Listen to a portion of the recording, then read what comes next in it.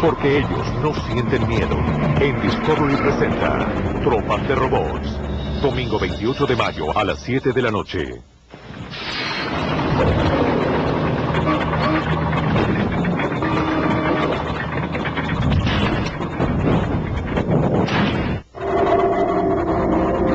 Una pareja destacada y respetada de la comunidad es asesinada a puñaladas en su casa. Nada acerca del asesinato tiene sentido. Ni la escena del crimen, ni el motivo, ni siquiera la evidencia forense. El apuñalamiento es un crimen personal. Generalmente existe una relación entre la víctima y el asesino. Un grupo de trabajo de agentes y la policía descubren que nada es usual acerca de este caso.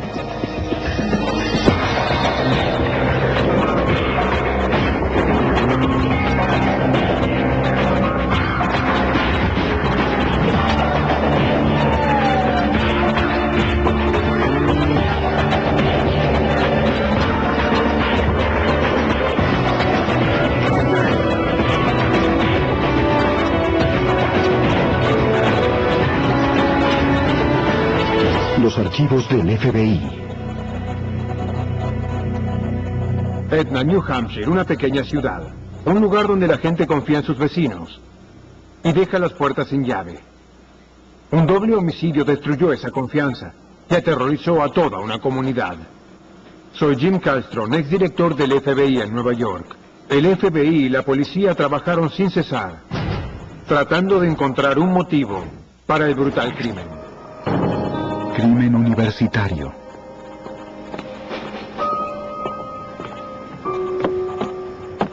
...27 de enero de 2001... Edna, Vermont.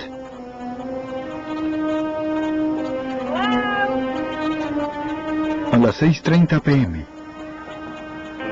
Carol Johnson llega a la casa de sus amigos Suzanne y Hav Santop. Se suponía que Carol iba a cenar con la pareja. Ellos nunca fueron de olvidarse un compromiso para cenar. En el despacho, descubre algo espantoso. La habitación estaba hecha un desastre. Sus amigos estaban en el piso. Había mucha sangre.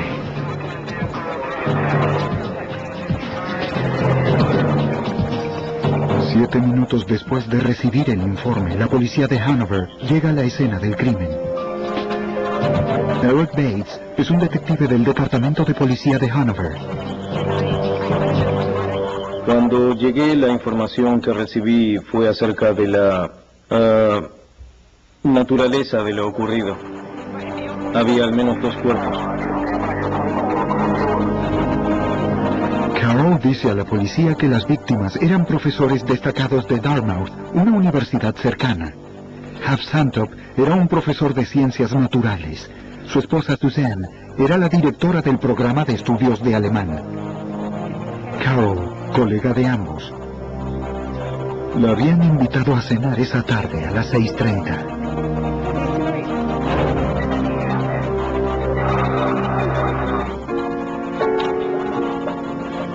La casa de los Santop era extremadamente prolija, ordenada, limpia. Nada estaba fuera de lugar.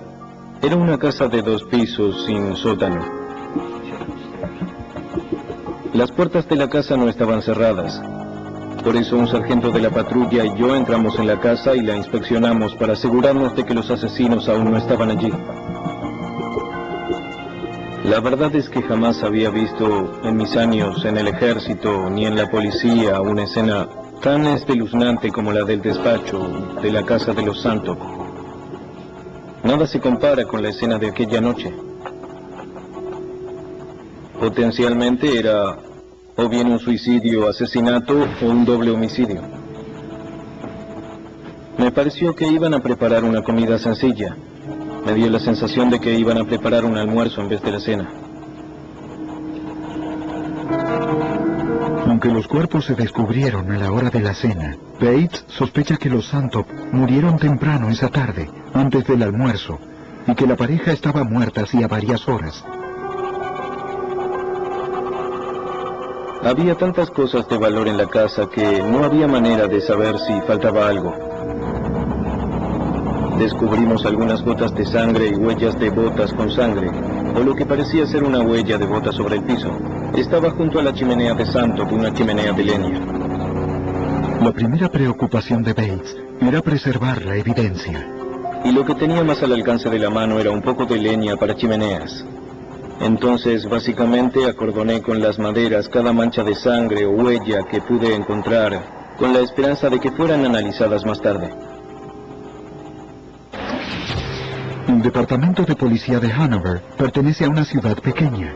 Cuenta con recursos limitados y debido a ello, el Departamento de Crímenes Graves de la Policía Estatal de New Hampshire se hará cargo de investigar el asesinato. Este es uno de los pocos departamentos de homicidios de tiempo completo. El sargento Mark Matchett es el investigador a cargo de la Unidad de Crímenes Graves de la Policía de New Hampshire. Probablemente tengamos mucha más experiencia que los otros departamentos locales para manejar investigaciones de esta magnitud. Los investigadores analizan el despacho, la escena del crimen. Cuando observas la escena del crimen, si eres lo suficientemente paciente y si estás dispuesto a observar, escuchar y recopilar toda la información disponible, la posición de los cuerpos, la evidencia física localizada dentro de la habitación, si escuchas, el cuerpo te hablará. Te dirá lo que sucedió. Te dará pistas de cómo sucedió. Te dirá quién pudo haber cometido este crimen en particular.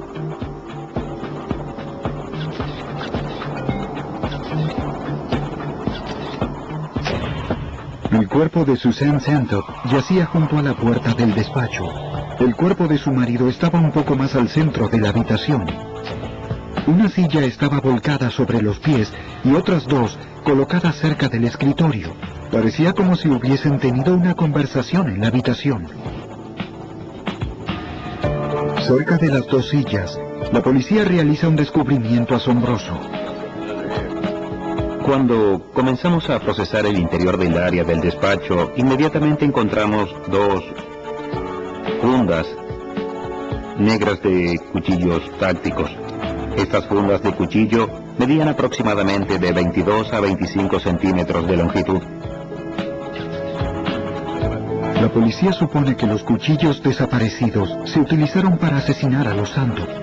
Podrían ser las armas asesinas, y al haber dos armas asesinas, podría haber dos asesinos. En la sala de estar, siguieron el rastro de sangre, desde el despacho hasta la puerta de entrada. Pfeiffer, director del laboratorio forense de la Policía Estatal de New Hampshire, siente alivio al ver que la evidencia de sangre se preservó cuidadosamente. Esto es muy inusual. Y de hecho es lo positivo de preservar la escena del crimen. Se logra evitando que la gente que entra en la escena del crimen pise, destruya o contamine la evidencia de la impresión. El sargento Matchett advierte que la puerta delantera está abierta. No hay señales de que la entrada se haya forzado. En este momento, los investigadores cuentan con un par de respuestas y una lista cada vez más larga de preguntas. ¿Acaso invitaron al asesino o a los asesinos? Y la gran incógnita era saber si se trataba de alguien que los Santop conocían. Cerca de la chimenea, Pfeiffer encuentra la huella de bota con sangre. Quise ampliar las impresiones para poder compararlas mejor. Las procesé con un reactivo para ampliar sangre llamado Luco Crystal Violet o LCB. Luego de aplicar el LCB, la impresión se amplió hasta un punto en el que pudo utilizarse con fines identificatorios. Una vez que el sospechoso está bajo custodia, la huella puede convertirse en una evidencia para los fiscales. En 2001, Mike Delaney era el asistente del fiscal general de la unidad de homicidios de la oficina del fiscal general de New Hampshire.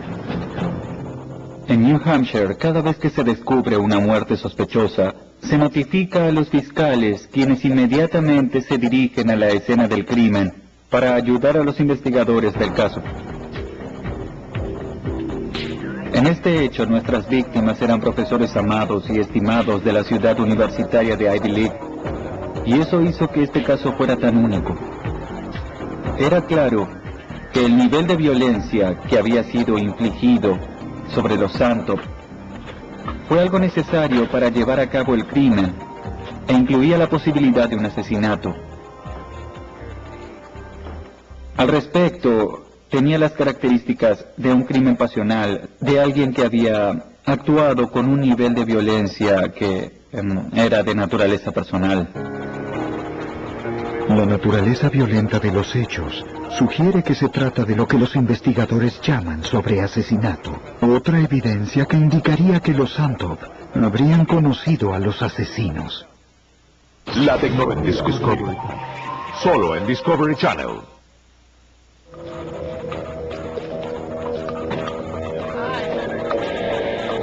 Se sospecha que el responsable de asesinar a los Santop intentará dejar la ciudad lo antes posible. Verifican el aeropuerto local, la estación de ómnibus y finalmente una compañía de taxis. Según el informante, uno de los conductores recogió a un estudiante universitario local la noche del 27 de enero. Era tarde después de la medianoche. El estudiante se dirigía al aeropuerto Manchester. Rápidamente se establece que el estudiante viajaba a su casa debido a una emergencia familiar. En la mañana siguiente, el doble homicidio es portada de los periódicos. Los Santop eran ciudadanos destacados. Según los informantes forenses, las heridas en el cuerpo de los Santop corresponden a las producidas por un cuchillo de combate táctico. Mark Matchett es comandante asistente de la Unidad de Crímenes Mayores de la Policía del Estado de New Hampshire. Basados en las heridas que encontramos en Huff y Susan en el momento de la autopsia, ambos tenían numerosas heridas de puñalada. Susan había sido apuñalada 11 veces y Huff había sido apuñalado 10 veces en varios lugares del cuerpo. Sus cuellos habían sido cortados. El apuñalamiento es un crimen muy personal. No es algo que pueda lograrse a una distancia de 3 o 4 o 5 metros, como es el caso de un arma de fuego. El apuñalamiento es un crimen muy personal. El atacante sin duda tuvo que acercarse al individuo como para poder lograr hacerle daño a estas personas. Una vez más, la evidencia sugiere que los Santop conocían a los asesinos. Las fundas de cuchillo son las mejores pistas que los investigadores tienen para hallarlos. Pfeiffer es el director del laboratorio forense de la Policía del Estado de New Hampshire. Había huellas dactilares en la parte trasera de las fundas de los cuchillos encontrados. Luego buscamos esas huellas mediante el sistema de identificación en nuestro laboratorio. Los investigadores buscan en la base de datos NCIS, comparan las huellas dactilares halladas en las fundas de los cuchillos con las de los criminales conocidos que están en la base de datos. No pueden encontrar equivalencias. Debido al hecho de no encontrar equivalencias en la búsqueda de huellas dactilares, deducimos diversas conclusiones. 1. La persona no está en la base de datos, no fue arrestada. 2. La calidad de las huellas no permitían por computación hacer una equivalencia. O 3. La persona pudo haber sido arrestada, pero las huellas dactilares no estaban en la base de datos. La policía se vuelca a la segunda mejor pista, una huella de bota ensangrentada. Teníamos que recolectar los calzados de todos los que entraron en la escena del crimen como evidencia. Había como 14 pares del personal que estuvo dentro de la escena del crimen. Recolectamos todos esos zapatos. Los de los vecinos, los paramédicos, los del médico forense, hasta incluso los del mismo fiscal general.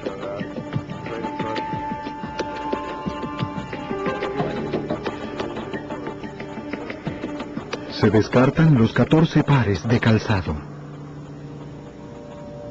Escaneé la fotografía de esta impresión de zapato en particular perteneciente a la escena del crimen y la envié por correo electrónico al laboratorio del FBI a la sección de calzado. Les pedí que hicieran una búsqueda en su base de datos que contiene miles de diseños de suela de zapatos.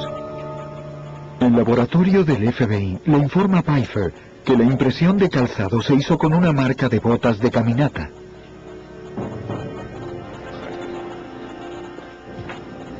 Es una buena pista, pero hasta que los investigadores no tengan a un sospechoso, no tiene valor. Hay muchísima información para procesar una vez que comienzas a analizar la escena del crimen y la evidencia física. Es solo un aspecto de esta investigación o cualquier otra investigación. Ahora tienes que comenzar a buscar personas que puedan brindarte información. En este caso, significó un gran desafío. Todos conocían a Half y a Susan Santop. Tenían muchos contactos en el ámbito universitario. Tenían cientos de alumnos que concurrían a los cursos. Para recopilar datos acerca de las víctimas, los investigadores se dirigen a la universidad donde los Santop trabajaban. De manera muy realista, nuestra investigación se expandió. Tienes que comenzar a tantear el terreno en 360 grados.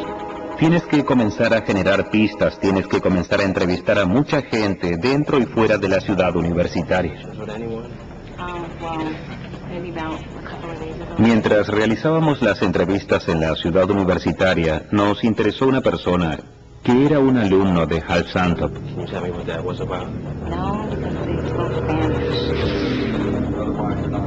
Según una estudiante, Half Santop discutió con uno de sus alumnos días antes de ser asesinado. Profesor Ramos, yo necesito hablar para mi clase de examen. Una la tarea aquí, yo necesito para mi clase de lección. La policía interroga al estudiante. Se nos informó que tenía una colección extensa de cuchillos. Cuando llevamos a cabo la entrevista con este individuo, también notamos que tenía un raspón reciente en la cabeza. Entonces teníamos esperanzas de encontrar algo importante. El alumno accede al interrogatorio. Le dice a la policía que desde que tomó la clase de ciencias naturales, siempre tuvo una buena relación con el profesor. Explica que solo estaba bromeando con él. Se investiga sobre los antecedentes del alumno, pero este tiene una coartada firme para el día de los asesinatos.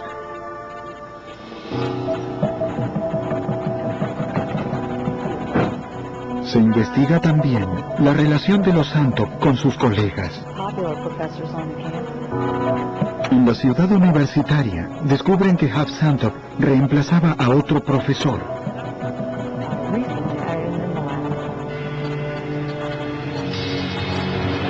Tuvimos que viajar hasta donde vivía el hombre en el oeste de los Estados Unidos para entrevistarlo, porque él había estado un par de veces en el área de Hanover durante la época en que había ocurrido el homicidio o poco tiempo después de que había ocurrido. Se incautó el automóvil del profesor. Parecía haber rastros de sangre en el vehículo. Los análisis revelan que las manchas no eran de sangre. De acuerdo con el dueño del vehículo, fueron el resultado de salsa volcada en la cajuela.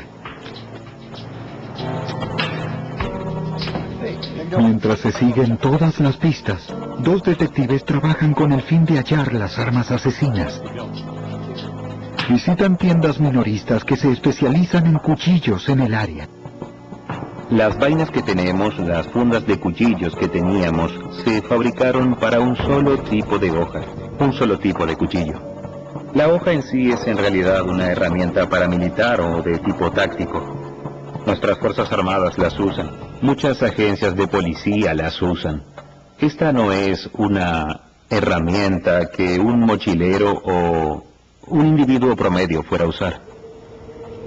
6 días después de los asesinatos, el fabricante de los cuchillos entrega a las autoridades de New Hampshire una lista de las tiendas minoristas y de distribuidores autorizados en el país, separado por estados. Hay cientos de vendedores en todo el país que venden cuchillos en Internet. Basados en la investigación que realizamos con el fabricante, pudimos determinar que íbamos a rastrear aproximadamente 5,000 hojas, cuchillos y vainas que son producidos y distribuidos. No teníamos la cantidad de mano de obra necesaria para poder hacerlo. Los investigadores necesitan ayuda y llaman al FBI. En ese momento, Brian Fitzgerald era un agente especial asignado a Bedford, la agencia del FBI situada en New Hampshire. Sabían que involucraría a muchos estados y con alcance internacional, debido a la nacionalidad de los Santop. Por eso, sabían que deberían traspasar los límites de New Hampshire y querían que los ayudemos con esa clase de pistas. El FBI y las policías estatal y local se unen al destacamento de Hanover. Fue primera plana y la policía estatal y el fiscal general le pedían a la población que tuviera alguna información la suministrara. Y era tremenda la cantidad de pistas que llegaban, llamadas telefónicas, gente llamando o dando información. El FBI despliega un sistema informático llamado Rapid Start. Es una base de datos diseñada para rastrear cientos e incluso miles de pistas. En cualquier investigación precisas mantener una visión de tipo periférica. Si te apuras y te concentras en solo una área, comienzas a hacer caso omiso a otros indicios u otras pistas de que puedes o no estar en el camino correcto. Mientras se esfuerzan por resolver este caso en todo el país, la prensa se hace eco de lo acontecido. La presión recae sobre las fuerzas del orden público para que hallen a los asesinos. Jueves a las 8 de la noche, solo en Discovery Channel. Domingo 28 de mayo a las 7 de la noche. Se vuelve a inspeccionar la evidencia. Procuran determinar si los Santop habían sido elegidos como blanco, pero no lo parece. Un cuchillo es un arma muy torpe para cometer un asesinato.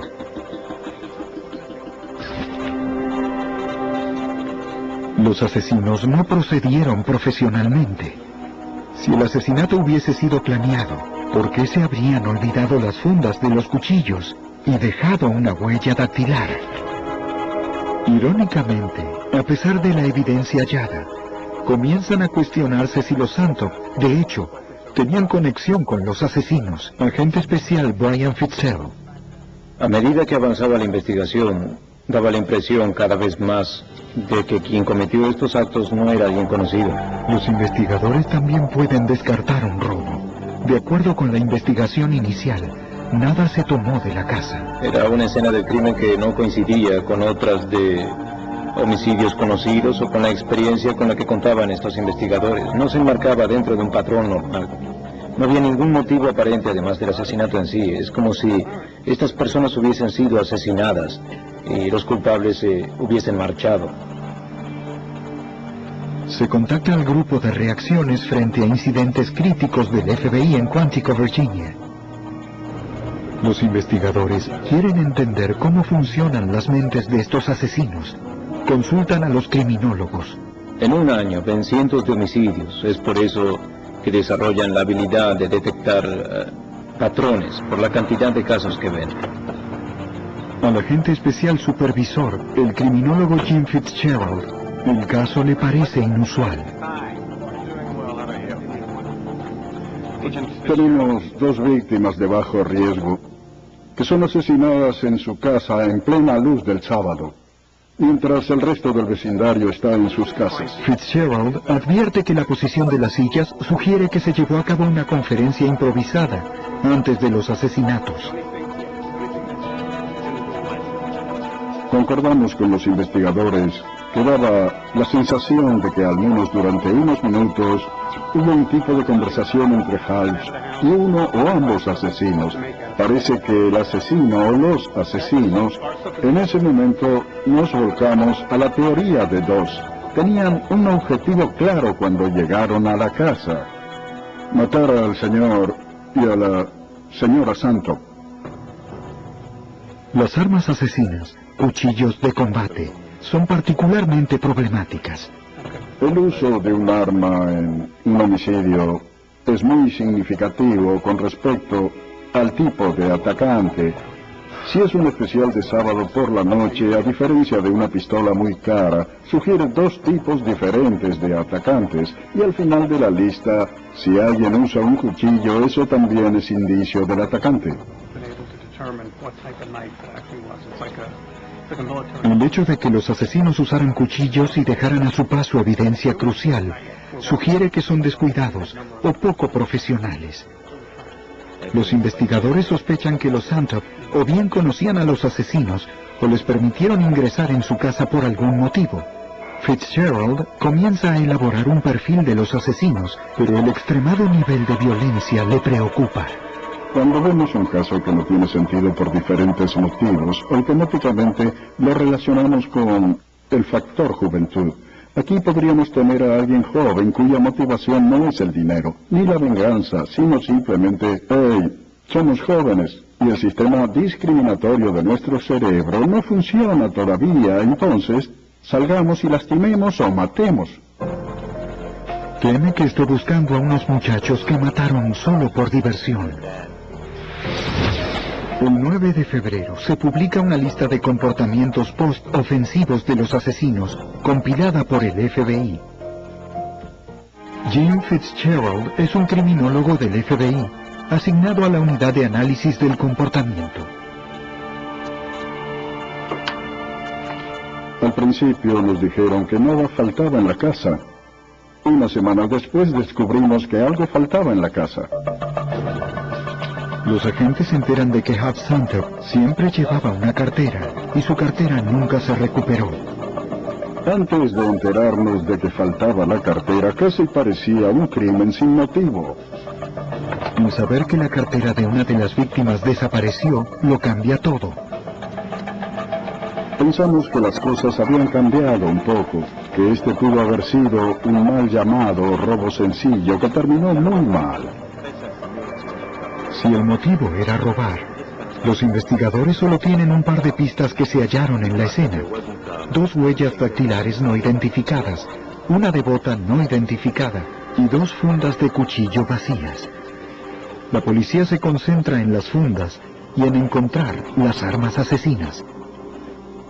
Llega un punto en la investigación en la que proporcionas el análisis de conducta posible y luego te relajas y dejas que los detectives hagan su trabajo. Los investigadores, junto con el fabricante, trabajan para rastrear la venta de 5.000 cuchillos de combate en todo el país. Además de interrogar a los vendedores minoristas del área, se investiga a vendedores de cuchillos de combate en Internet. El 14 de febrero se contactan con un vendedor de Internet de Massachusetts. El agente especial supervisor, Brian Fitzgerald. 2 de los cuchillos habían sido comprados por un individuo en Vermont a 32 kilómetros de la escena del crimen. Nos alegramos mucho ante la posibilidad de un golpe de suerte. La compra de 2 cuchillos de combate idénticos es una pista extraordinaria. Se la rastrea inmediatamente. Los 2 cuchillos los compró un hombre llamado James Parker, que vive al otro lado de la frontera estatal en Chelsea, Vermont. Matchett, de la Unidad de Crímenes Mayores de la Policía Estatal. La primera vez que nos vimos ante los ocupantes de la casa, nos sorprendió el hecho de que el comprador era sin duda una persona joven. Jimmy. James Parker solo tiene 16 años. James Parker dijo que había comprado 2 cuchillos en ese momento, que había comprado uno para él y otro para un amigo suyo, un señor llamado Robert Tallock, que habían comprado los cuchillos para usarlos mientras ellos escalaban. Los detectives preguntan a Parker dónde están los cuchillos ahora. Dice que estos son grandes. Los muchachos decidieron que eran muy pesados para escalar y se los vendieron a la tienda de Ejército y Marina. El policía estatal dijo que sintió un escalofrío durante la entrevista porque tenía la sensación de que la historia no era verídica. Preguntan a Parker si estaría dispuesto a responder algunas preguntas. Parker accede al interrogatorio. Y luego los investigadores fueron a entrevistar a su compañero y nuevamente escuchan la misma historia que en realidad no concuerda con las evidencias. Robert Tallock, de 17 años, corrobora la historia de Parker. Los cuchillos eran muy pesados. Los muchachos los vendieron por $60 cada uno. Lo hicieron a un desconocido en la tienda de Ejército y Marina de Burlington, Vermont. Se sospecha inmediatamente. La declaración de Tulloch no es parecida a la de Parker, es idéntica. Es como si los dos muchachos hubieran memorizado las dos declaraciones de antemano. Luego el detective advierte algo escalofriante. Advirtió que el calzado era de la misma marca y modelo que las botas de caminata que estábamos buscando. Entonces él sabía que se trataba de alguien involucrado en el crimen.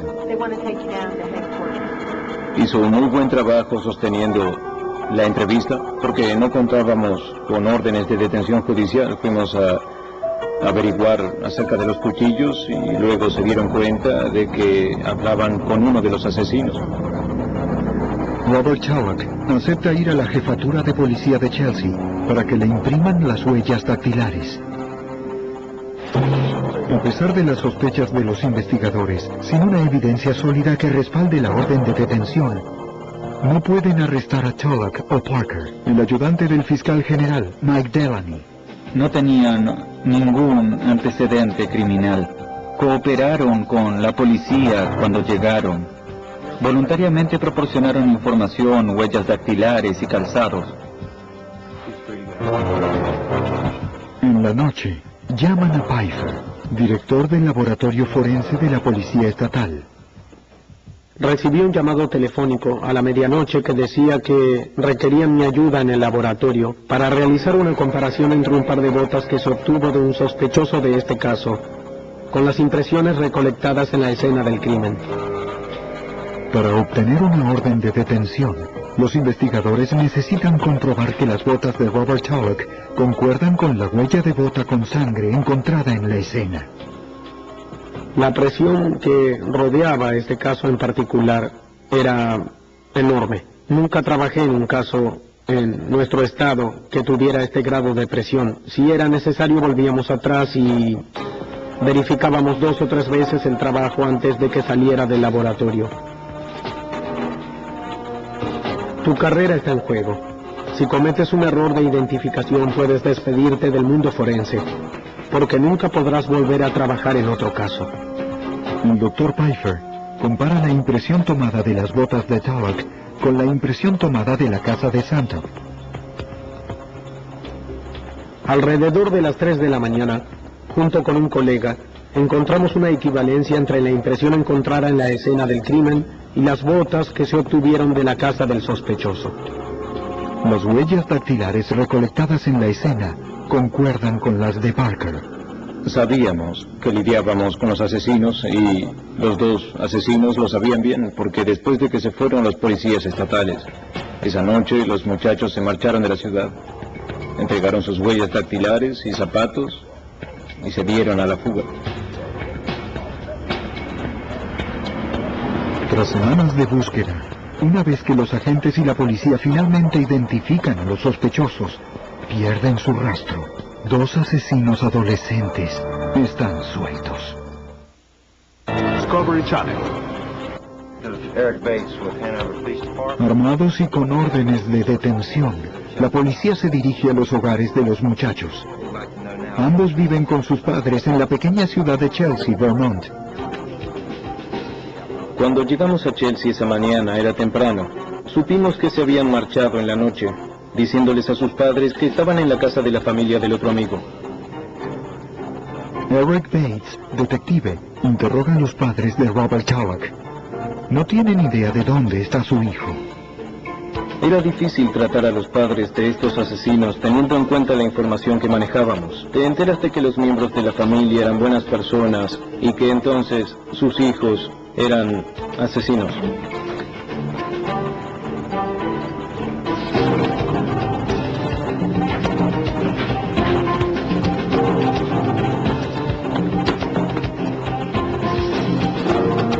En el cuarto de Tulloch se realiza un crucial descubrimiento. Dentro de una caja de cartón hallan 2 cuchillos de combate. En sus declaraciones, Parker y Tulloch afirman haber vendido los cuchillos a un desconocido.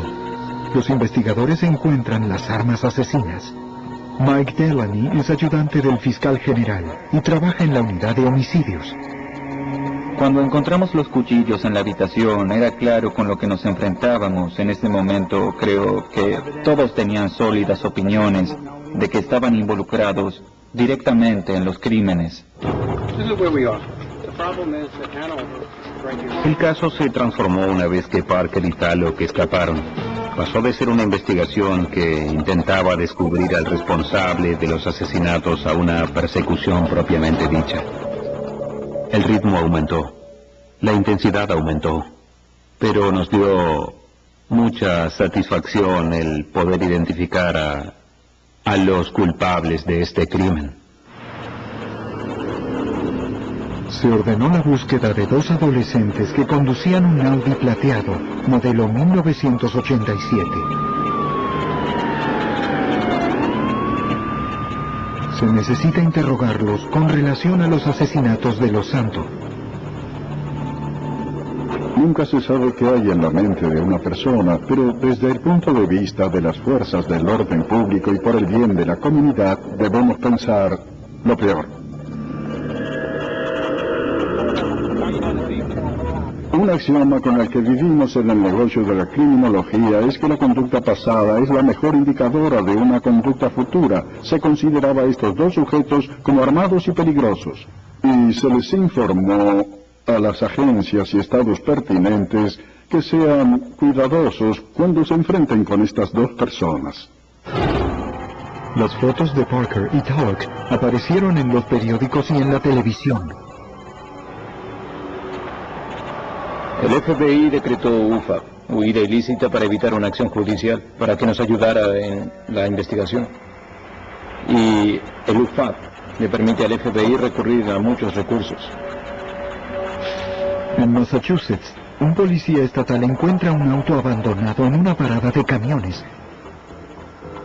Es un Audi plateado, modelo 1987. El policía se fija en la matrícula. Enseguida, descubre que el auto le pertenece a James Parker. Los agentes se acercan a la parada de camiones. Un empleado recuerda haber visto a 2 muchachos adolescentes pulcros pidiéndoles a los camioneros si los podían llevar a California. Según el empleado de la parada de camiones, uno de los muchachos tenía el cabello oscuro y el otro era rubio. Decían llamarse Sam y Tyler. Pudimos reducir efectivamente el tiempo de rastreo al encontrar el auto donde lo dejaron originalmente, en una parada de descanso en Sturbridge, Massachusetts. En Sturbridge, los 2 muchachos pidieron a un matrimonio de camioneros que los llevaran. Dejaron a los muchachos en otra parada de descanso. Se determinó en qué tipo de camión se marcharon. Basados en aquellos datos, el FBI tomó medidas de inmediato enviando agentes a las paradas de descanso. El FBI trabaja rápido. Notificaron a las empresas de camiones y despachantes que se buscaba 2 muchachos adolescentes, que se creía que estaban armados y que eran peligrosos. Se descubre que los adolescentes pudieron haber sido vistos en una parada de camiones en Columbia, New Jersey. Según los testigos, pidieron a otro camionero que los llevara. Acortábamos la persecución. A medida que mejoraba la información, más seguros estábamos de cuál era su camino. Se notifica a la policía de toda la región que los fugitivos parecen dirigirse al oeste. El 19 de febrero, a las 4 a.m., 3 semanas después del doble homicidio, un comisario de Newcastle, Indiana, escucha una charla en su radio CB. Escucha a un camionero preguntando si alguien podía llevar a 2 muchachos de New Jersey que quieren ir a California. Él nos revela que es un oficial de policía y rápidamente dice al camionero que estaría dispuesto a llevar a los muchachos. Indica al camionero que los deje en una parada de camiones cercana. El oficial acelera para interceptarlos. Según la descripción, los sospechosos están armados y son peligrosos. En el trayecto pide refuerzos. Pudo haber hallado a los asesinos.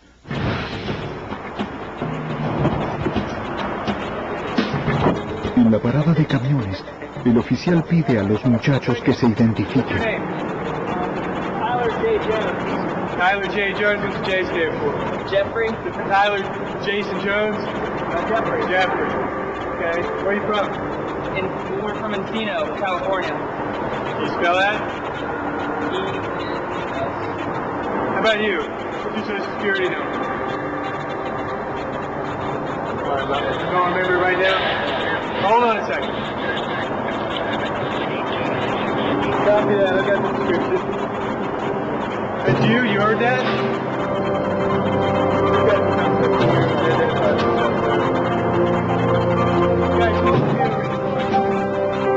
Arrestan a Parker y Talk.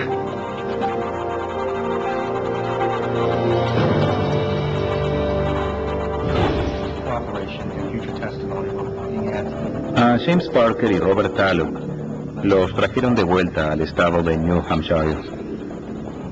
Se le tramitó a James Parker la mayoría de edad y fue juzgado como un adulto por los asesinatos de Huff y Susan Santop. Una vez que alcanzó la mayoría de edad, el abogado de James Parker presentó un petitorio ante el estado de New Hampshire para que testificara en contra de Robert Tallock. James Parker finalmente cooperó con las fuerzas del orden público y fue interrogado extensamente por la Policía Estatal de New Hampshire y la Oficina del Fiscal. Y se le redujeron los cargos, cómplice de homicidio en segundo grado. A cambio, testifica en contra de su mejor amigo. Cuenta la policía la historia espeluznante de lo sucedido el día en que los Santop fueron asesinados. Nos enteramos de que estos muchachos estaban aburridos de la vida en Vermont, que pensaban viajar a Australia o a algún lugar lejano. Al principio decidieron que iban a robarle a alguien y se llevarían su tarjeta del cajero automático, extraerían $10,000 y tomarían un avión hasta Australia. Hey, I've got a question. Our car broke down. Se les ocurrió tocarle la puerta a alguien y decirle que su auto se había descompuesto y pedirle si podían usar el teléfono. Y cuando quisieron hacerlo en Vermont, la persona tuvo un fuerte presentimiento de que estos dos tenían algo entre manos y le cerró la puerta en la cara diciéndoles fuera de mi propiedad. Estuvo muy cerca de ser su víctima. Bueno, al ver que el pretexto del auto descompuesto no funcionaba, lo cambiaron al de estudiantes, realizando una encuesta para la escuela.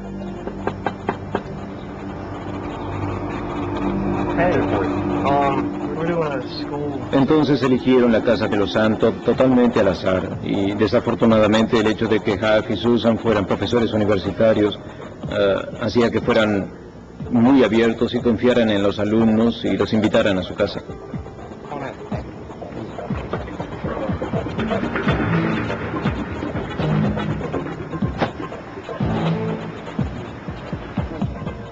En el despacho donde Huff fue asesinado, era evidente que estaba sentado en su escritorio conversando con estos dos estudiantes que supuestamente estaban tomando nota y le estaban haciendo preguntas y, bueno, dieron la señal y lo mataron a sangre fría en su propio despacho.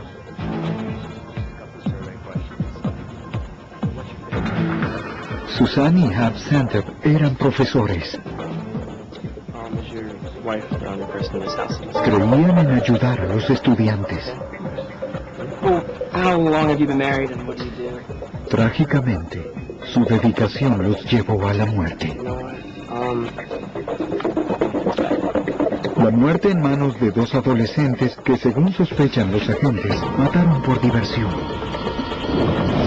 Su objetivo era un acto de violencia y los Santop estaban en el lugar equivocado, su propia casa. Cuando Se entrevistó a los asesinos. Uno de ellos admitió que se habían percatado de las fundas tiempo después y pensaron en regresar a la casa a buscarlas. Y creo que entonces dijeron que cuando pasaron por la casa ya había presencia policial. Se busca el motivo que llevó a Tulloch y a Parker a asesinar tan brutalmente a los Santos. James Fitzgerald, criminólogo del FBI, interpreta esta violencia al azar como parte de una tendencia terrorífica. Hoy vivimos en una sociedad distinta. Incluso en la juventud estamos expuestos a hechos de violencia y creo que Parker y Tulloch encajaban en esa categoría. La motivación no era una venganza o un ajuste de cuentas, sino que dijeron, ya sé, lastimemos y matemos a alguien. Pasamos mucho tiempo con él, muchos días. Nos confesó cómo Robert Tulloch y él habían tramado y finalmente perpetrado el crimen. No mostraba señales de emoción ni remordimiento por lo que había hecho.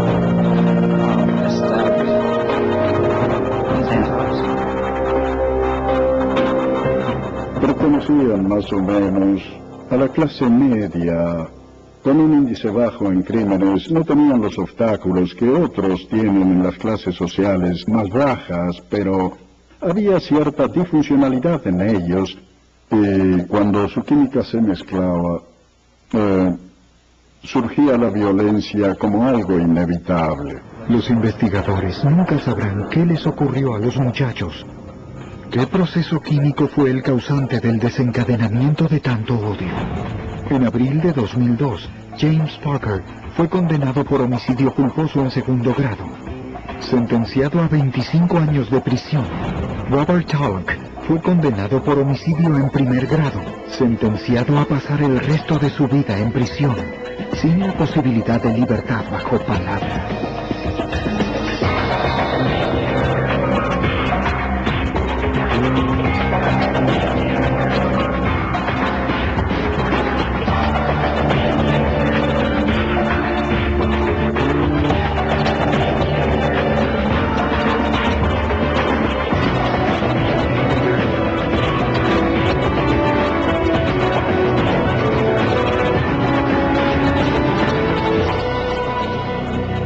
Fueran profesores universitarios, hacía que fueran muy abiertos y confiaran en los alumnos y los invitaran a su casa.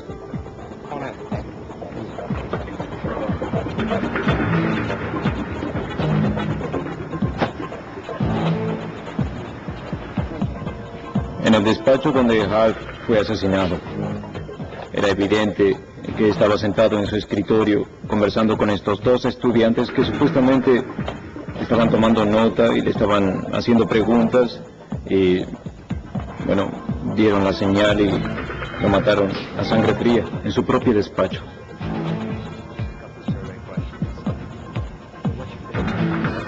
Susan y Hap Santup eran profesores. Creían en ayudar a los estudiantes. Trágicamente, su dedicación los llevó a la muerte. La muerte en manos de dos adolescentes que, según sospechan los agentes, mataron por diversión. Su objetivo era un acto de violencia y los Santos estaban en el lugar equivocado, su propia casa. Cuando se entrevistó a los asesinos, uno de ellos admitió que se habían percatado de las fundas tiempo después y pensaron en regresar a la casa a buscarlas. Y creo que entonces dijeron que cuando pasaron por la casa ya había presencia policial. Se busca el motivo que llevó a Tulloch y a Parker a asesinar tan brutalmente a los Santos. James Fitzgerald, criminólogo del FBI, interpreta esta violencia al azar como parte de una tendencia terrorífica. Hoy vivimos en una sociedad distinta. Incluso en la juventud Estamos expuestos a hechos de violencia y creo que Parker y Tallock encajaban en esa categoría. La motivación no era una venganza o un ajuste de cuentas, sino que dijeron, ya sé, lastimemos y matemos a alguien. Pasamos mucho tiempo con él. Muchos días nos confesó cómo Robert Tallock y él habían tramado y finalmente perpetrado el crimen. No mostraba señales de emoción ni remordimiento por lo que había hecho.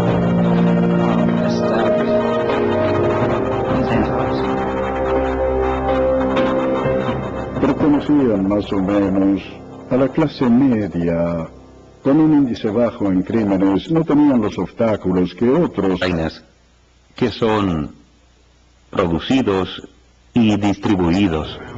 No teníamos la cantidad de mano de obra necesaria para poder hacerlo. Los investigadores necesitan ayuda y llaman al FBI. En ese momento, Brian Fitzgerald era un agente especial asignado a Bedford, la agencia del FBI situada en New Hampshire. Sabían que involucraría a muchos estados y con alcance internacional, debido a la nacionalidad de los Santop. Por eso, sabían que deberían traspasar los límites de New Hampshire y querían que los ayudemos con esa clase de pistas. El FBI y las policías estatal y local se unen al destacamento de Hanover. Fue primera plana y la policía estatal y el fiscal general le pedían a la población que tuviera alguna información la suministrara. Y era tremenda la cantidad de pistas que llegaban, llamadas telefónicas, gente llamando o dando información. El FBI despliega un sistema informático llamado Rapid Start. Es una base de datos diseñada para rastrear cientos e incluso miles de pistas. En cualquier investigación precisas mantener una visión de tipo periférica. Si te apuras y te concentras en solo una área, comienzas a hacer caso omiso a otros indicios u otras pistas de que puedes o no estar en el camino correcto. Mientras se esfuerzan por resolver este caso en todo el país, la prensa se hace eco de lo acontecido. La presión recae sobre las fuerzas del orden público para que hallen a los asesinos. A las 8 de la noche, solo en Discovery Channel. Domingo 28 de mayo a las 7 de la noche. Se vuelve a inspeccionar la evidencia. Procuran determinar si los Santop habían sido elegidos como blanco, pero no lo parece. Un cuchillo es un arma muy torpe para cometer un asesinato.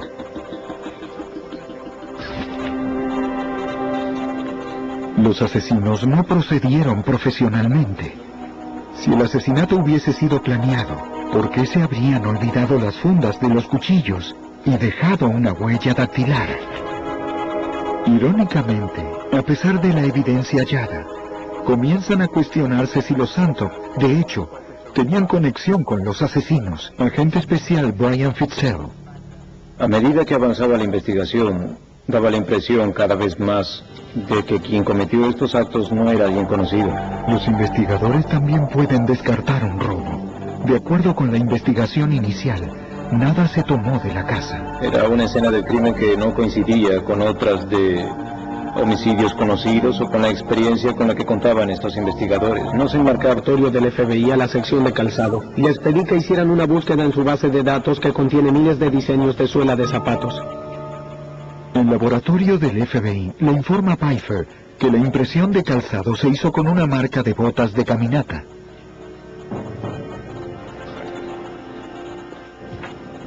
Es una buena pista, pero hasta que los investigadores no tengan a un sospechoso, no tiene valor.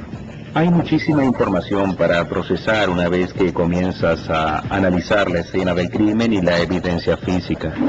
Es solo un aspecto de esta investigación o cualquier otra investigación. Ahora tienes que comenzar a buscar personas que puedan brindarte información. En este caso, significó un gran desafío. Todos conocían a Harp y a Susan Santop. Tenían muchos contactos en el ámbito universitario. Tenían cientos de alumnos que concurrían a los cursos. Para recopilar datos acerca de las víctimas, los investigadores se dirigen a la universidad donde los Santop trabajaban. De manera muy realista, nuestra investigación se expandió. Tienes que comenzar a tantear el terreno en 360 grados. Tienes que comenzar a generar pistas, tienes que comenzar a entrevistar a mucha gente dentro y fuera de la ciudad universitaria.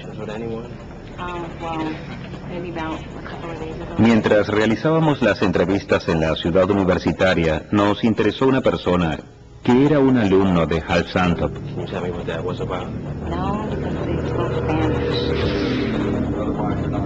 Según una estudiante, Hal Santop discutió con uno de sus alumnos días antes de ser asesinado. Profesor Ramos, yo necesito hablar para mi clase de examen. Una la tarea aquí, yo necesito para mi clase de lección. La policía interroga al estudiante. Se nos informó que tenía una colección extensa de cuchillos. Cuando llevamos a cabo la entrevista con este individuo, también notamos que tenía un raspón reciente en la cabeza. Entonces teníamos esperanzas de encontrar algo importante. El alumno accede al interrogatorio. Le dice a la policía que desde que tomó la clase de ciencias naturales, siempre tuvo una buena relación con el profesor. Explica que solo estaba bromeando con él. Se investiga sobre los antecedentes del alumno, pero este tiene una coartada firme para el día de los asesinatos.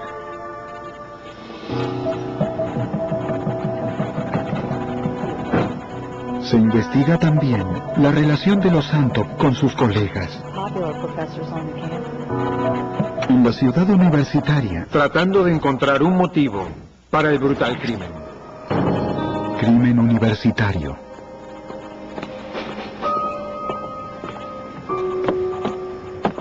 ...27 de enero de 2001, Edna, Vermont.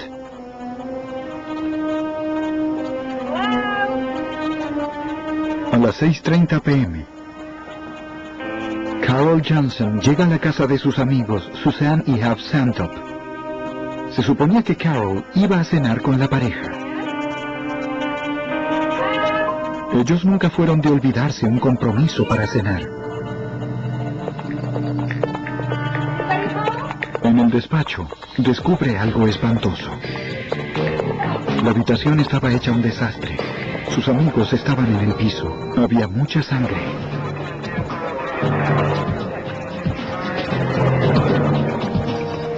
Siete minutos después de recibir el informe, la policía de Hanover llega a la escena del crimen. Eric Bates es un detective del departamento de policía de Hanover. Cuando llegué, la información que recibí fue acerca de la naturaleza de lo ocurrido. Había al menos 2 cuerpos. Carol dice a la policía que las víctimas eran profesores destacados de Dartmouth, una universidad cercana. Hal Santop era un profesor de ciencias naturales. Su esposa Suzanne era la directora del programa de estudios de alemán. Carol, colega de ambos. La habían invitado a cenar esa tarde a las 6:30.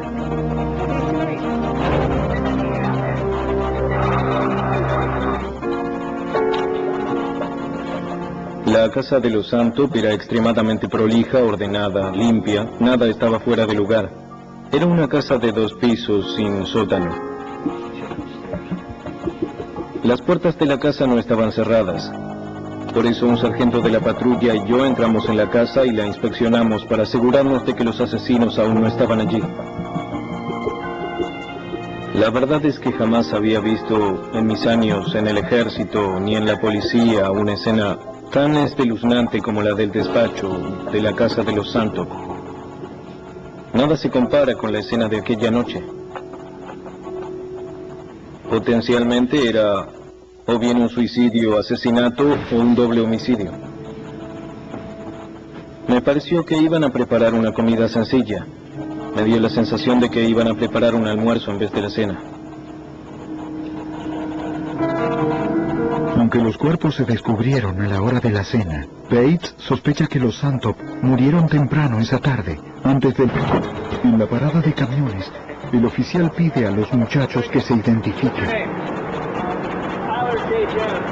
Tyler J. Jones, what's J stand for? Jeffrey. Tyler Jason Jones? Jeffrey. Jeffrey. Okay. Where are you from? We're from Encino, California. Can you spell that? How about you? What's your social security number? You don't remember it right now? Hold on a second.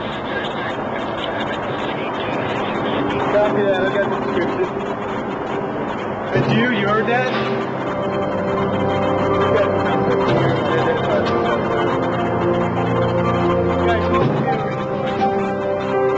Arrestan a Parker y Talk.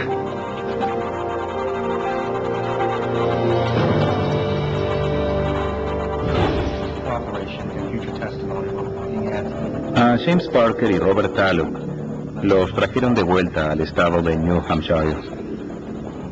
Se le tramitó a James Parker la mayoría de edad y fue juzgado como un adulto por los asesinatos de Huff y Susan Santop. Una vez que alcanzó la mayoría de edad, el abogado de James Parker presentó un petitorio ante el estado de New Hampshire para que testificara en contra de Robert Tallock. James Parker finalmente cooperó con las fuerzas del orden público y fue interrogado extensamente por la Policía Estatal de New Hampshire y la Oficina del Fiscal. Y se le redujeron los cargos, cómplice de homicidio en segundo grado. A cambio, testifica en contra de su mejor amigo. Cuenta la policía la historia espeluznante de lo sucedido el día en que los Santop fueron asesinados.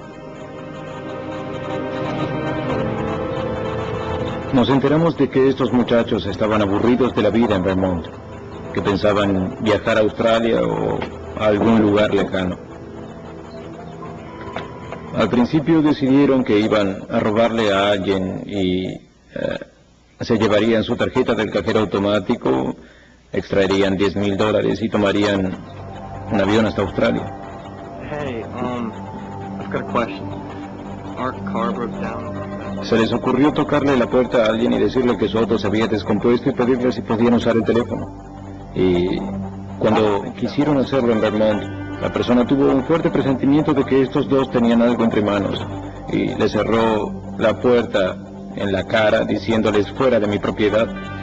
Estuvo muy cerca de ser su víctima. La mañana siguiente, el doble homicidio es portada de los periódicos. Los Santop eran ciudadanos destacados. Según los informantes forenses, las heridas en el cuerpo de los Santop corresponden a las producidas por un cuchillo de combate táctico. Mark Matchett es comandante asistente de la Unidad de Crímenes Mayores de la Policía del Estado de New Hampshire. Basados en las heridas que encontramos en Huff y Susan en el momento de la autopsia, ambos tenían numerosas heridas de puñalada. Susan había sido apuñalada 11 veces y Huff había sido apuñalado 10 veces en varios lugares del cuerpo. Sus cuellos habían sido cortados. El apuñalamiento es un crimen muy personal. No es algo que pueda lograrse a una distancia de 3 o 4 o 5 metros, como es el caso de un arma de fuego.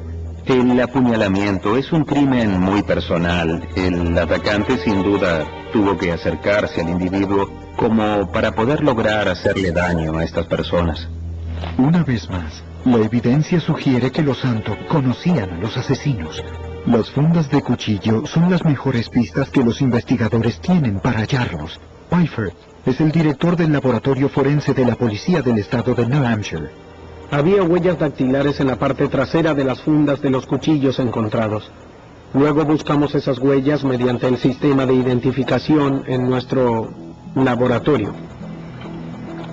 Los investigadores buscan en la base de datos NCIS, comparan las huellas dactilares halladas en las fundas de los cuchillos con las de los criminales conocidos que están en la base de datos. No pueden encontrar equivalencias. Debido al hecho de no encontrar equivalencias en la búsqueda de huellas dactilares, deducimos diversas conclusiones. 1. La persona no está en la base de datos, no fue arrestada. 2. La calidad de las huellas no permitían por computación hacer una equivalencia. O 3, la persona pudo haber sido arrestada, pero las huellas dactilares no estaban en la base de datos. La policía se vuelca a la segunda mejor pista, una huella de bota ensangrentada. Teníamos que recolectar los calzados de todos los que entraron en la escena del crimen como evidencia. Había como 14 pares del personal que estuvo dentro de la escena del crimen. Recolectamos todos esos zapatos. Los de los vecinos, los paramédicos, los del médico forense, hasta incluso los del mismo fiscal general.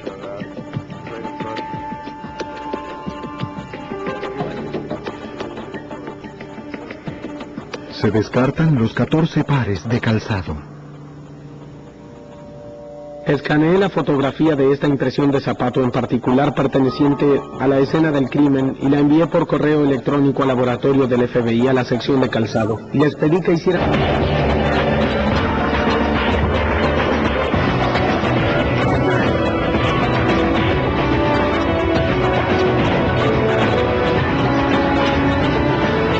Los archivos del FBI. Etna, New Hampshire, una pequeña ciudad.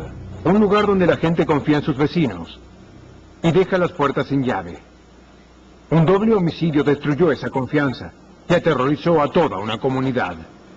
Soy Jim Castron, exdirector del FBI en Nueva York.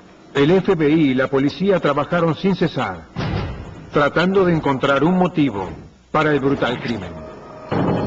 Crimen universitario.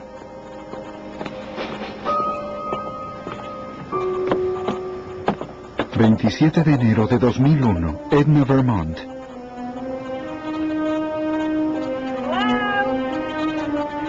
A las 6:30 p.m. Carol Johnson llega a la casa de sus amigos, Suzanne y Hav Santop. Se suponía que Carol iba a cenar con la pareja. Ellos nunca fueron de olvidarse un compromiso para cenar.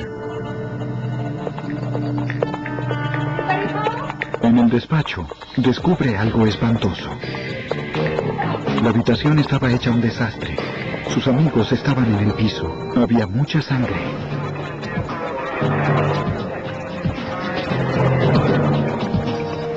Siete minutos después de recibir el informe, la policía de Hanover llega a la escena del crimen. Eric Bates es un detective del Departamento de Policía de Hanover. Cuando llegué, la información que recibí fue acerca de la naturaleza de lo ocurrido. Había al menos 2 cuerpos.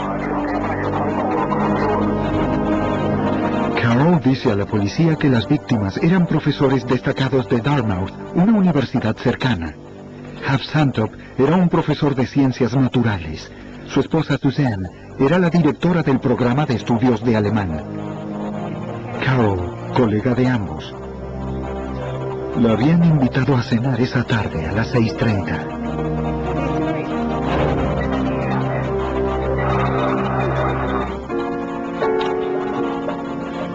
La casa de los Santop era extremadamente prolija, ordenada, limpia, nada estaba fuera de lugar. Era una casa de 2 pisos sin sótano. Las puertas de la casa no estaban cerradas. Por eso un sargento de la patrulla y yo entramos en la casa y la inspeccionamos para asegurarnos de que los asesinos aún no estaban allí. La verdad es que jamás había visto en mis años en el... Los agentes se acercan a la parada de camiones. Un empleado recuerda haber visto a 2 muchachos adolescentes pulcros pidiéndoles a los camioneros si los podían llevar a California. Según el empleado de la parada de camiones, uno de los muchachos tenía el cabello oscuro y el otro era rubio. Decían llamarse Sam y Tyler. Pudimos reducir efectivamente el tiempo de rastreo al encontrar el auto donde lo dejaron originalmente en una parada de descanso en Sturbridge, Massachusetts. En Sturbridge, los 2 muchachos pidieron a un matrimonio de camioneros que los llevaran. Dejaron a los muchachos en otra parada de descanso. Se determinó en qué tipo de camión se marcharon. Basados en aquellos datos, El FBI tomó medidas de inmediato enviando agentes a las paradas de descanso. El FBI trabaja rápido. Notificaron a las empresas de camiones y despachantes que se buscaba 2 muchachos adolescentes, que se creía que estaban armados y que eran peligrosos. Se descubre que los adolescentes pudieron haber sido vistos en una parada de camiones en Columbia, New Jersey. Según los testigos, pidieron a otro camionero que los llevara. Acortábamos la persecución. A medida que mejoraba la información, más seguros estábamos de cuál era su camino. Se notifica a la policía de toda la región que los fugitivos parecen dirigirse al oeste. El 19 de febrero, a las 4 a.m., 3 semanas después del doble homicidio, un comisario de Newcastle, Indiana, escucha una charla en su radio CB. Escucha a un camionero preguntando si alguien podía llevar a 2 muchachos de New Jersey que quieren ir a California. Él nos revela que es un oficial de policía y rápidamente dice al camionero que estaría dispuesto a llevar a los muchachos. Indica al camionero que los deje en una parada de camiones cercana. El oficial acelera para interceptarlos. Según la descripción, los sospechosos están armados y son peligrosos. En el trayecto pide refuerzos. Pudo haber hallado a los asesinos.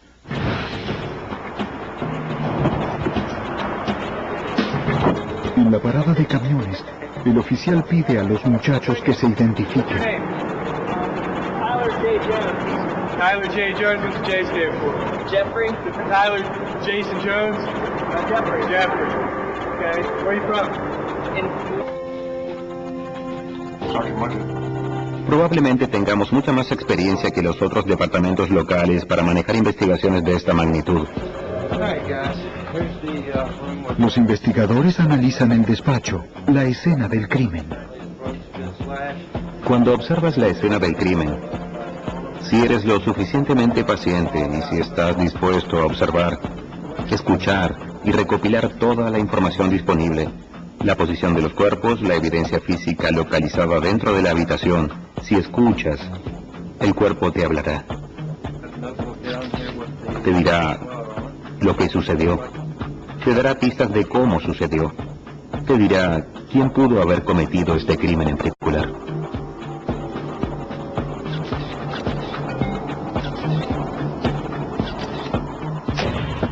El cuerpo de Suzanne Santop yacía junto a la puerta del despacho. El cuerpo de su marido estaba un poco más al centro de la habitación. Una silla estaba volcada sobre los pies y otras 2 colocadas cerca del escritorio. Parecía como si hubiesen tenido una conversación en la habitación. Cerca de las 2 sillas, la policía realiza un descubrimiento asombroso. Cuando comenzamos a procesar el interior del área del despacho, inmediatamente encontramos 2 fundas negras de cuchillos tácticos. Estas fundas de cuchillo medían aproximadamente de 22 a 25 centímetros de longitud. La policía supone que los cuchillos desaparecidos se utilizaron para asesinar a los Santop. Podrían ser las armas asesinas, y al haber 2 armas asesinas, podría haber 2 asesinos. En la sala de estar, siguieron el rastro de sangre, desde el despacho hasta la puerta de entrada. Pfeiffer, director del laboratorio forense de la Policía Estatal de New Hampshire, siente alivio al ver que la evidencia de sangre se preservó cuidadosamente. Esto es muy inusual, y de hecho es lo positivo de preservar la escena del crimen. Se logra evitando que la gente que entra en la escena del crimen pise, destruya o contamine la evidencia de la impresión. El sargento Madgett advierte que la puerta delantera está abierta. No hay señales de que la entrada se haya forzado. En este momento, los investigadores cuentan con un par de respuestas y una lista cada vez más larga de preguntas. ¿Acaso invitaron al asesino o a los asesinos? Y la gran incógnita era saber si se trataba de alguien que los Santop conocían. Cerca de la chimenea, Pfeiffer encuentra la huella de bota con sangre. Quise ampliar... Hampshire siente alivio al ver que la evidencia de sangre se preservó cuidadosamente. Esto es muy inusual, y de hecho es lo positivo de preservar la escena del crimen. Se logra evitando que la gente que entra en la escena del crimen pise, destruya o contamine la evidencia de la impresión. El sargento Matchett advierte que la puerta delantera está abierta. No hay señales de que la entrada se haya forzado. En este momento, los investigadores cuentan con un par de respuestas y una lista cada vez más larga de preguntas. ¿Acaso invitaron al asesino o a los asesinos? Y la gran incógnita era saber si se trataba de alguien que los Santop conocían. Cerca de la chimenea, Pfeiffer encuentra la huella de bota con sangre. Quise ampliar las impresiones para poder compararlas mejor. Las procesé con un reactivo para ampliar sangre llamado Luco Crystal Violet o LCB. Luego de aplicar el LCB, la impresión se amplió hasta un punto en el que pudo utilizarse con fines identificatorios. Una vez que el sospechoso está bajo custodia, la huella puede convertirse en una evidencia para los fiscales. En 2001, Mike Delaney era el asistente del fiscal general de la unidad de homicidios de la oficina del fiscal general de New Hampshire. En New Hampshire, cada vez que se descubre una muerte sospechosa, se notifica a los fiscales, quienes inmediatamente se dirigen a la escena del crimen para ayudar a los investigadores del caso.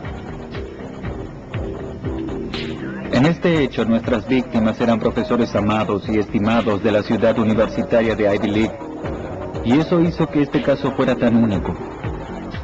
Era claro que el nivel de violencia que había sido infligido sobre los Santop fue algo necesario para llevar a cabo el crimen, e incluía la posibilidad de un asesinato. Al respecto, tenía las características de un crimen pasional, de alguien que había actuado con un nivel de violencia que era de naturaleza personal. La naturaleza violenta de los hechos sugiere que se trata de lo que los investigadores llaman sobre asesinato. Otra evidencia que indicaría que los Santop habrían conocido a los asesinos. La tecnología Discovery. Solo en Discovery Channel.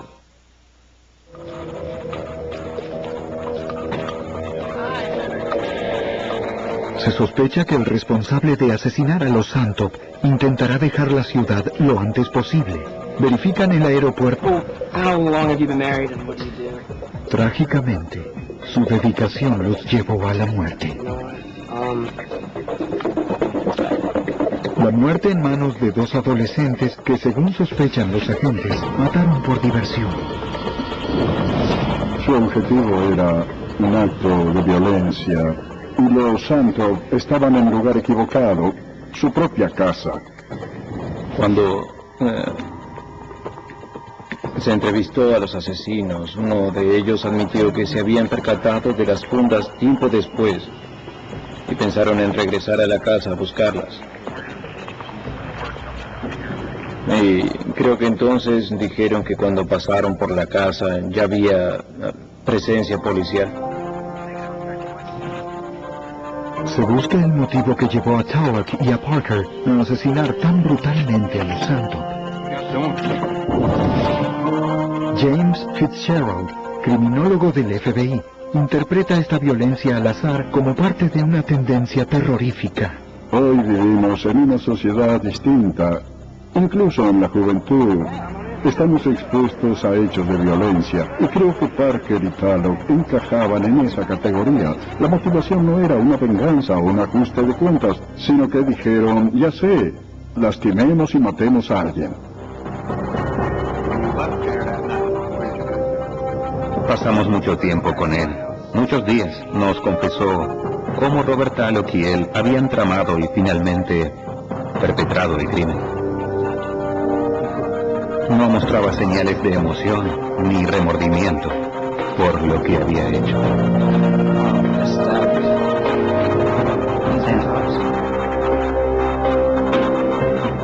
pertenecían más o menos a la clase media, con un índice bajo en crímenes. No tenían los obstáculos que otros tienen en las clases sociales más bajas, pero había cierta disfuncionalidad en ellos, y cuando su química se mezclaba,